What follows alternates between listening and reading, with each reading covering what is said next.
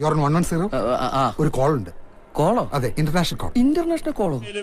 ഉമ്മൻചാണ്ടി 2011 മുഖ്യമന്ത്രി ആവുമ്പോൾ അദ്ദേഹത്തിന്റെ മുൻകൈന്റെ കാരണം മാത്രമാണ് നമുക്കിതിനെ മുന്നോട്ട് പോകാൻ സാധിച്ചത്. അതുമായിട്ട് എനിക്ക് ഇട്ടൊന്ന് വെച്ചതാണല്ലോ.